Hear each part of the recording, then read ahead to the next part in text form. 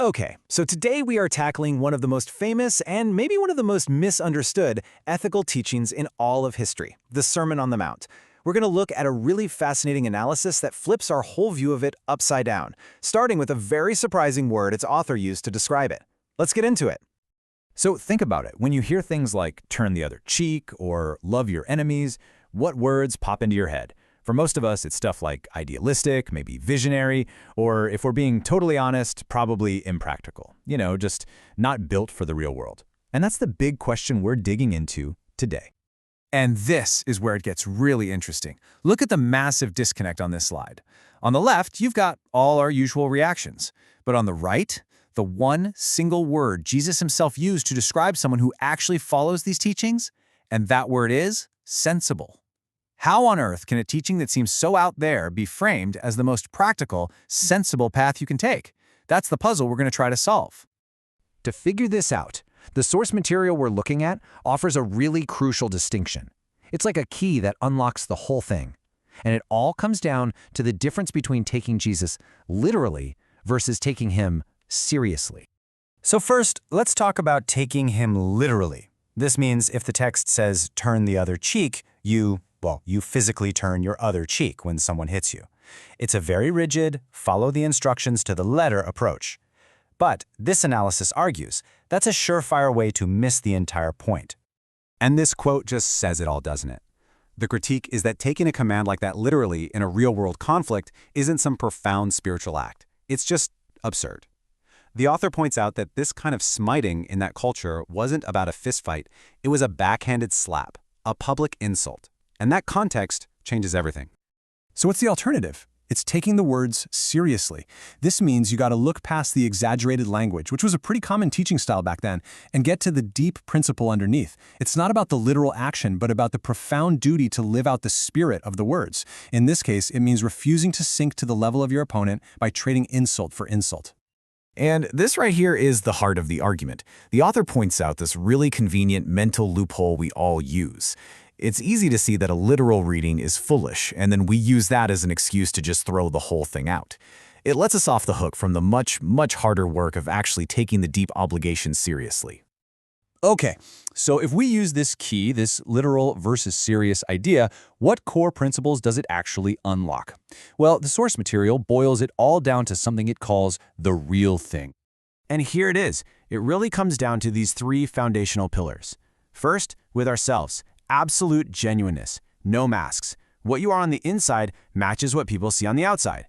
Second, with other people, absolute goodwill, a kindness that doesn't change based on how they treat you. It's unconditional. And third, with God, absolute trust, the kind of trust that frees you from all that crippling anxiety. It's not a list of rules, it's a whole way of being. But wait a minute. If the original message was this straightforward, what happened? How did it get so complicated? The source material we're looking at uses a really powerful metaphor to explain how this simple way of life got twisted over the centuries. And here's that metaphor. Imagine a pure, crystal clear stream, starting high up on a mountain. But as it flows down and passes through towns and industries, it picks up all sorts of junk, right? Pollutants. And by the time it reaches the ocean, it's a mess. The argument is that the exact same thing happened to Jesus' original message. The analysis points to a few major pollutants along the way. First, you get Greek philosophy, which adds all these complex intellectual and theological layers. Then, Roman organization comes along and turns movement into a powerful, imperial-style institution. And then, much later, the Protestant Reformation, for all its good, ends up shattering unity and tying faith to competing nations. And the end result? Well, this quote puts it pretty bluntly. The author says we've basically ended up with a mild, watered-down version of Christianity, a version that acts like a vaccine. It inoculates us, making us immune to the potent, life-changing power of the real thing. So after all that history, the source brings us to this stark choice.